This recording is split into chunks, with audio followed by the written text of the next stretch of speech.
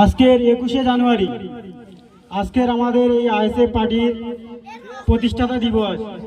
সেই উদ্দেশ্যে আমি কিছু কথা বলবো।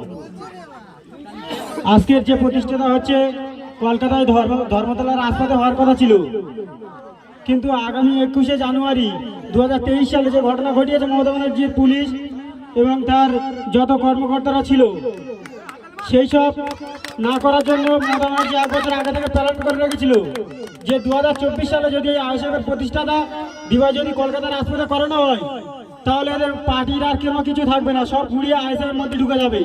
সেই জন্য করে প্ল্যান করে ওটা করতে যায়নি। সেই উদ্দেশ্য করে 1000 লোক জমায়েত করতে বলা হয়েছে। আরও পুলিশকে তাদেরকে মমতা ব্যানার্জি যে পুলিশ মন্ত্রী আছে সেই গিয়ে ওখানে আমাদের যে প্রতিষ্ঠাতা দিবস হওয়ার কথা ছিল সেগুলো বন্ধ করে দিয়ে হাইকোর্টে আজকে চাপ দিয়ে এই কাজগুলো করানো হয়েছে। সেই উদ্দেশ্যে আমরা গ্রামে গ্রামে সবাই এই পার্টি প্রতিষ্ঠাতা দিবস পালন করব এবং সমস্ত লোকের বাড়ি বাড়ি গিয়ে তাদেরকে বোঝানো হবে যে আইএসএফ পার্টিটা আসলে কি। এ চোর পার্টি নয়, এটা হচ্ছে বিনামূল্যে লোকের কাছে যেতে হবে আমাদেরকে।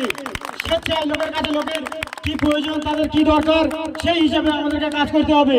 আমরা সবাই নতুন মুখ, আমরা এখানে কোনো পুরনো কোনো মানুষ নেই। আমাদের নতুন মুখ, কথা বলতে অনেক কিছু ভুল ভ্রান্তি হবে, সব লোককে এখানে ত্যাগ স্বীকার করতে হবে, তারপরে পার্টি এগোতে পারবে। তাছাড়া পার্টি এগোতে যাবে না, সবাইকে স্বেচ্ছায় কাজ করতে হবে, বিনা পয়সায় কাজ করতে হবে। এখানে কাউকে পেট্রোল দিয়ে নিয়ে যাওয়া হবে না, যেখানে মিটিংয়ে তোমাকে যেতে হবে। আমাকে বিনা পয়সায় এখানে নিজের টাকা খরচা করে বাইরে বাইরে যেতে হবে, ঘুরতে হবে, কারণ এটা নতুন পার্টি, এ মানুষের জন্য। এ কারোর দাদাগিরি চলবে না যে এখানে নিজের পয়সা, এখানে টাকা জমাতে গেলে আপনি ব্যবসা করুন, এ পার্টিটা আসতে গেলে আপনাকে নিজেকে ব্যয় করতে হবে, তারপরে এই পার্টি চালাতে হবে।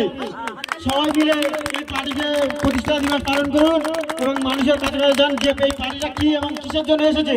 মানুষের মধ্যে ন্যায় বিচার করতে এসেছে। এখানে কোনো চোরের দল বলে এখানে কোনো ঘোষণা হবে না।